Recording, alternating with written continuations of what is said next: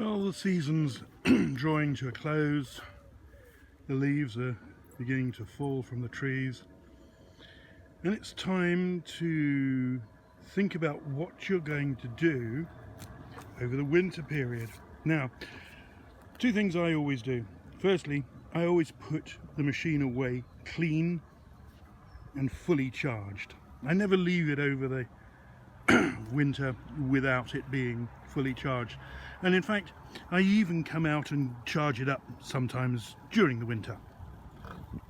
I have discovered when I had previous models that it's always best to put them away clean as well. And another tip I've got is to leave the system running. So in other words, leave the power on in your garden throughout the winter, even though your machine might not be in the dock. What I do is I invert one of these plastic tubs over the top of the dock just to keep the worst of the weather out from it, but I leave it on and that little green light glowing throughout the winter. There it is. The 45 litre trug seems to cover it well, and it'll stay there all winter, and even in snow it won't get damaged. So we're going to clean the machine up for its winter, and here are a few of the tools that you might like to prepare in advance. Stiff brush, scraper, screwdriver. I use a dishwashing up brush. There's some old cloths and of course a little dustbin to scoop up the mess. That green trug is also going to be quite useful for getting rid of all the muck and rubbish that comes up from underneath the machine. So the first thing we have to do is turn the machine over. There it is, pretty grubby and full of wet, damp grass. I'm in two minds. Some of me says leave it to dry and it'll come off easier.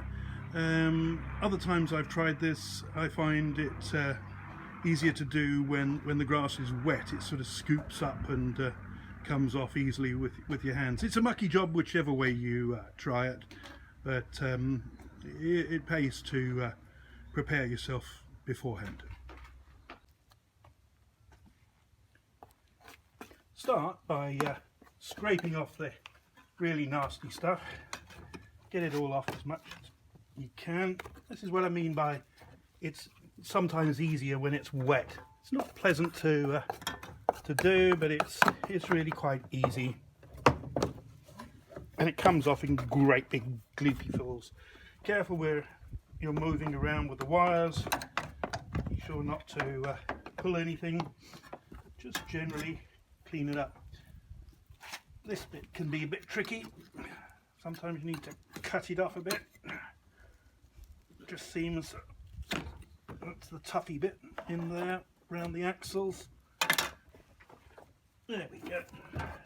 And you carry on like that until it looks a little cleaner. So fast forward to the position where the machine's a lot cleaner but you're a lot dirtier. You need to flip the machine over.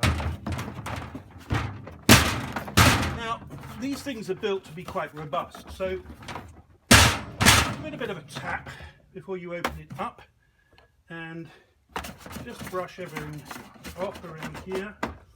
Put your fingers in there, in there, just knock out the bits that have accumulated of dust. Get a nice bit of a clean up in here. Knocking the grass down inside, anything that's there, knock it down inside the machine. And then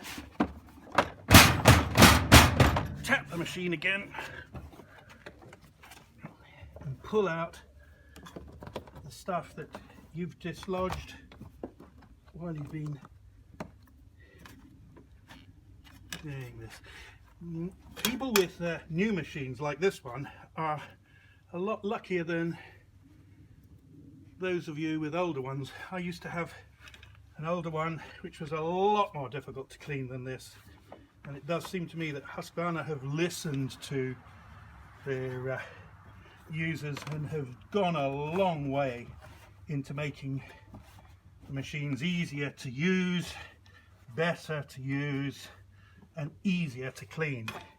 It really has taken me no more than about 10 minutes to get to this state where I think I'm happy enough to put it away for the winter.